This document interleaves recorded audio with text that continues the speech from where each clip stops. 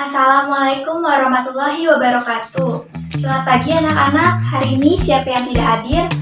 Oh, Fajar. Fajar sakit. Ya sudah, kita doakan supaya cepat diberikan kesembuhan. Pada hari ini kita akan mempelajari mengenai sisa-sisa kehidupan prasejarah. Di sini siapa yang sudah tahu apa itu prasejarah?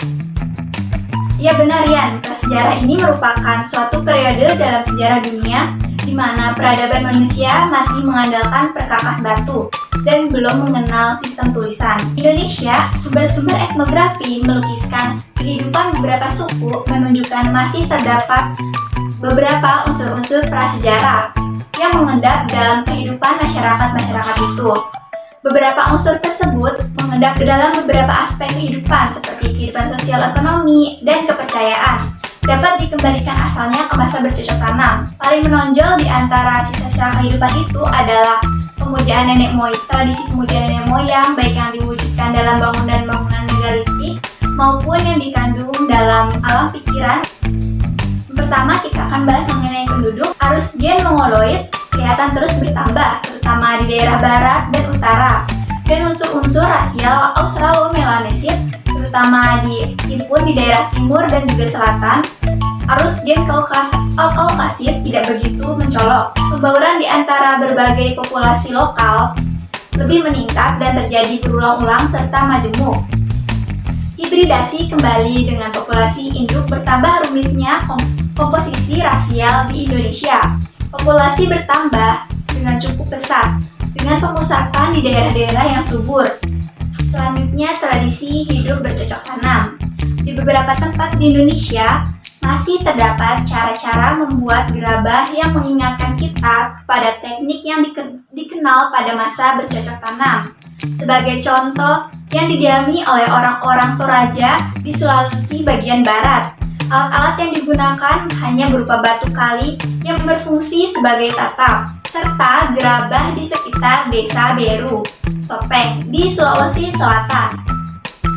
Selanjutnya, tradisi megalitik yang muncul setelah tradisi bercocok tanam mulai meluas, tidak ketinggalan terus-menerus ikut menghayati setiap corak budaya yang masuk di Indonesia. Bentuk-bentuk menhir, batu lumpang, batu dakon, serta susunan batu berundang masih banyak diperlihatkan di kuburan-kuburan Islam maupun Kristen, seperti yang terdapat di Sulawesi Selatan, Flores, dan juga Timor. Salah satu kehidupan sangat sederhana yang erat hubungannya dengan tradisi megalitik dan telah mengalami penelitian arkeologis maupun antropologis yang mendalam adalah di daerah Nias. Yang keempat, ada tradisi penguburan. Penguburan masih dilakukan dengan langsung dan tidak langsung, menggunakan wadah atau tanpa wadah. Wadah yang dipergunakan dapat dibuat dari bahan kayu atau kayu utuh yang dilubangi, batu tampayan, kubur silindris, batu besar yang dilubangi, dolmen, peti kubur, dan sebagainya. Disimpan di dalam ceruk, buah, batu besar yang dibuat ceruk, dan sebagainya.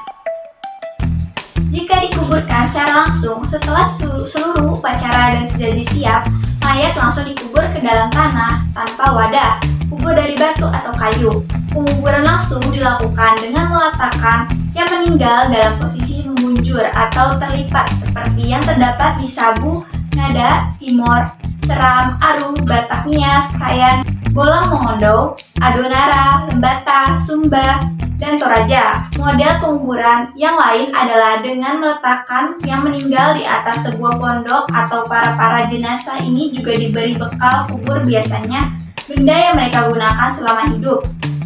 Yang terakhir yaitu perkampungan lama. Perkampungan lama atau adat pada umumnya ditandai oleh sebuah rumah yang sering juga bergabung dengan rumah kepala adat atau suku. Kedua, halaman yang luas di depan rumah adat.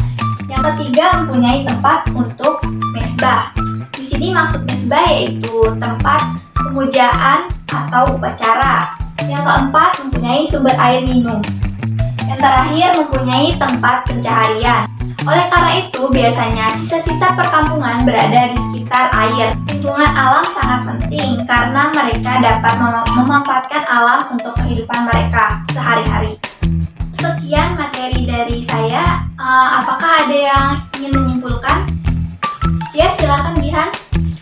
bagus sekali, benar Jihan. Di Indonesia masih terlihat tanda-tanda bertahannya tradisi prasejarah sampai jauh memasuki masa sejarah. Bahkan hingga masa kini. Kisah kehidupan prasejarah itu tadi sudah dijelaskan terdapat 5 aspek, yaitu penduduk, bercocok tanam, megalitik, penguburan, serta perkampungan lama. Sekian pembelajaran sejarah pada hari ini. Ucapkan terima kasih. Wassalamualaikum warahmatullahi wabarakatuh.